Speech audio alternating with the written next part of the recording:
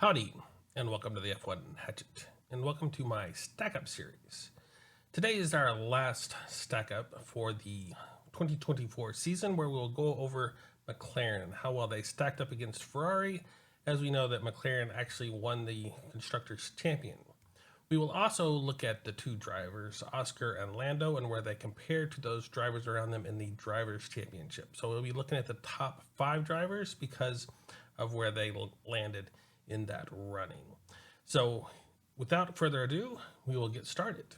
And as we all know, and I said just a minute ago, that McLaren won the Constructors' Championship for this season for 2024, but their average starting position was 4th and their average finishing position was 4th. So they were a little bit farther back than maybe what you had expected for them to come out on top of the Constructors' standings.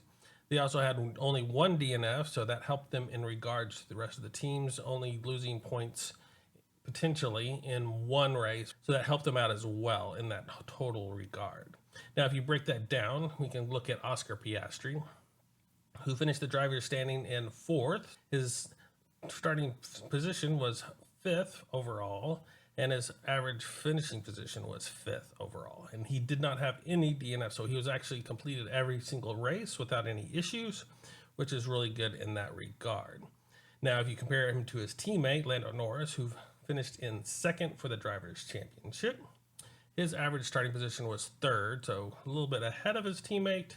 His average finish position was 4th, so he lost position overall in average on each race through this season, even though he was able to start those in the average 3rd position. He dropped that down, but he was still ahead of his teammate who finished in that 5th average overall. He had the one DNF for him as well. So if you look at those drivers, you can kind of compare those that, Oscar is kind of coming up as the new driver, but very closely, aligning with his teammate Lando Norris, is basically giving him a little bit more trouble in 2026. So we'll start off comparing the two McLaren drivers against each other in those sprint races that we had. So we had those 6 sprint races, and we had Miami, where then Lando didn't finish. And then, of course, we had the bad race for Oscar in Circuit of the Americas that kind of messed up his results. But you can see both of those trend lines are going down, which is good. That means their finishing position over the course of the season was getting better, and that was pretty good delta between the start of the season and the end of the season. So you can see that they're getting quite a bit better throughout the season on those sprint races, which is good to see, and they kind of parallel each other, which means it's that whole McLaren team was getting better throughout the season, not just the drivers, even though you had some swings a little bit more in the Oscar Piastri camp over the Lando camp. It's where he was closer to that trend line in that regard. And you can kind of see where they lined up for each race, where basically, Lando was kind of outdid his teammate for most of this sprint season. Here we are looking at Oscar Piastri versus Carlos Sainz and Charles Leclerc in those same 6 sprint races.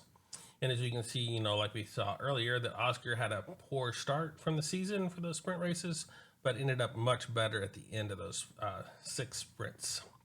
As we can look at, Charles Leclerc, who started off very strong, but kind of got weaker as the season went on. And Carlos Sainz started kind of in the middle and ended up in the middle, but his average was getting slightly better over the course of the season, whereas his teammate was getting worse throughout the season. So you can kind of look at those swings, and you had all of them have a little bit more swing wide here and there, but you can kind of see that, out of the 3, Carlos Sainz seemed to be closer to that trend line overall, not having those wide swings left and right to go along with that. So he's kind of more consistent in his running on these 6 sprint races than the other 2 drivers.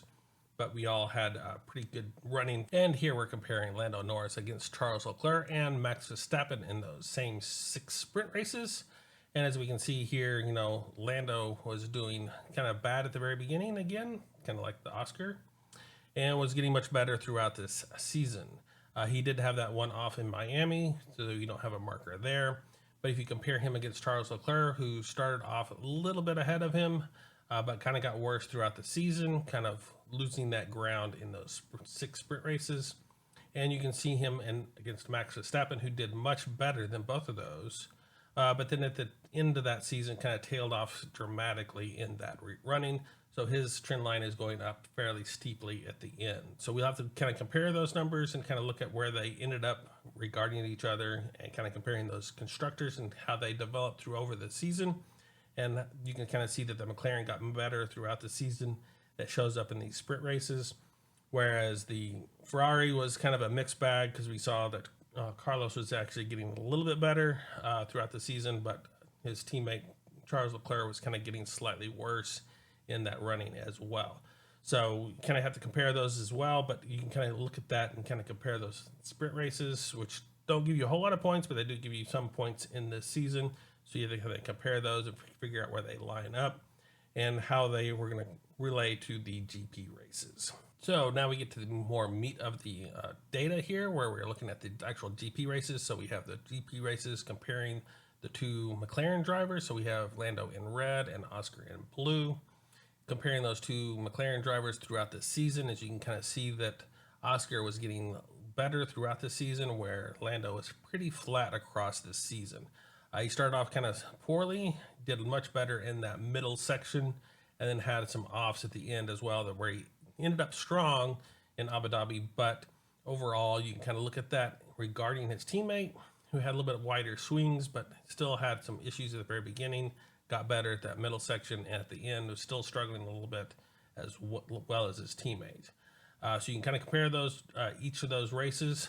You can kind of look at each other, and you can kind of get the idea that Lando was doing better than his teammate, but they were pretty on par with each other. It's just that the more consistency was with Lando than it was with Oscar, I believe, in this season. So we'll have to see how that plays out in the 2025 seasons in that regard, to see how Oscar can refine his driving to get that more consistent feel across the season, and if he can start beating his teammate and make that a really interesting dynamic in that McLaren team. But as you can see here, Lando is obviously doing really good throughout the season and deserved that higher end driver standing than his teammate here, even though he did have a few offs here and there at the beginning and at the end, more likely to kind of hurt his full run for the Drivers' Championship. So here we're comparing Oscar again against Carlos Sainz and Charles Leclerc in those Drivers' Championship rankings here, and we can see the same idea that Oscar started off kind of poorly, but got better in that middle section, and then kind of had some offs at the end, but was able to maintain that nice trend line that was getting better throughout the season. Whereas Charles Leclerc was getting better as well, having a parallel line to Oscar Piastri, but just ahead of him in that overall season. So he kind of lines up kind of the same with Oscar, but just on a better basis overall through those finishing position that he was in. He had that kind of bad off in the middle section, but otherwise was doing really well throughout this season for Charles Leclerc. And Carlos Sainz started off much better than the two of them, but then kind of tailed off in that middle section, not doing bad, but doing just slightly worse than the other two drivers, and then coming back a little bit at the end as well, trying to be in that nice steady trend line across the board from the beginning to the end, not really gaining ground, but not losing ground either in that running. So he kind of fits in the middle between these really good drivers that we're seeing here. And so you can kind of compare those and kind of figure out where each of those constructors were good, or the driver had a kind of a bad off in that running. And you can see that at the beginning with Oscar having some bad sessions, and with Charles Leclerc in that middle section, whereas Carlos was fairly strong throughout this, even though he had some DNFs or not racing because of sicknesses or illnesses that he started off that season with as well. So you have to kind of keep that in mind when you're comparing these, but it kind of plays out in those trend lines where you can kind of figure out where they line up overall, with Carlos being just ahead of Oscar, and then his teammate Charles being ahead of him as well at the very end of the season. And then, of course, you play that out into the Drivers' Championships in overall consumption of those points throughout this season. And here we're comparing Lando Norris against Charles Leclerc and Max Verstappen. And as you can see, Lando started off between those two drivers at the very beginning of the season and ended up kind of in the middle as well at the end, but the other drivers kind of swapped in those trend lines. So Max Verstappen was started off very strong at the beginning of the season and kind of got lost some ground over the full season, even though he had swings throughout this season, getting better and getting worse throughout those races, race by race. It was still more of a tight line compared to Charles Leclerc, who had those really offs at the middle section. And you had Lando Norris having those bad ones at the beginning and those bad ones at the end that kind of hurt him as well. So you have to compare those in that sense. And you're kind of looking at that Red Bull versus the McLaren versus the Ferrari in that regard. And you're trying to figure out what driver has the best feel for the car, who can get the most out of that car, and who's the best driver overall. And I think you can see that even though Lando is pretty close to Max, Max outbeats him generally on a race by race basis, even though he had some really good races in there. If you compare the whole season, I think that could play out. We'll have to look at how that plays out in the next season. He says that Red Bull was not getting the development I think that it needed throughout the season. And if you're looking at the new season, we'll have to see if they can really develop that as well, because it seems like there'll be a lot more just minor tweaks for a lot of surfaces, which will help them at the very beginning of the season, I think. But how that develops throughout the whole season, we'll have to wait and find out how that plays out. But overall, I think Lando did a really good job. Started off in the middle between those two top drivers and ended up really close to Charles Leclerc in that trend line at the end, but still a nice steady run for him as this season played out. I think in getting a lot of experience and kind of playing out where he needs to be for that driver's championship, getting that ruthlessness and that going for the kill to keep him in the lead.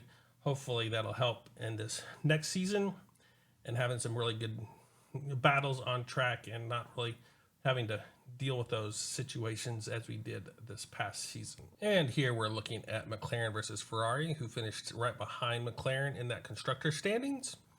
And so we're kind of looking at the Ferraris in red and the McLarens in that yellow orange color. Is that looking at those trend lines, and this is the points that were gained per race throughout the season. So you can kind of figure out which constructor was stronger at each race, race by race, and figure out where those lay out. Now the trend lines going up is better in this case because that's the more points we're gaining throughout the season on average. So we can see the McLaren gaining ground throughout the season, where Ferrari was still a little bit gained, but was more of a steady line compared to the McLarens. So you can see that the McLarens started off not as good as they probably should have, but were able to gain that experience, gain those developments throughout the season, and push them forward into that final, number one constructor standing by the end of the season, compared to the Ferrari, who was a little bit slower in that regard and probably made a couple mistakes in that as well to play out and not quite gain that much ground over the full season, keeping them in that second position, whereas Red Bull dropped out of those first two positions. And here we're seeing that same data, except it's more of a step graph throughout the season. So you can see that Ferrari started off ahead of McLaren, and it was only to that midpoint before McLaren overtook the Ferrari on that constructor standings and was able to maintain that throughout the rest of the season.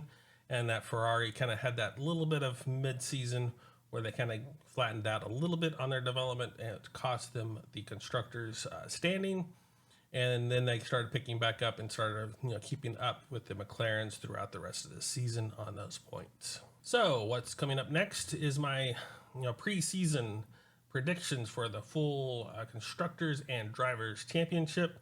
All 20 drivers and the 10 constructors will be ranked, and it's fairly hard to do in this regard for the 2025 season due to all the rookies that were coming in and trying to figure out where all the constructors are going to play out in that regard as well, to help those rookies out and those veteran drivers to figure out where they can keep those cars in the development of the 2025 season.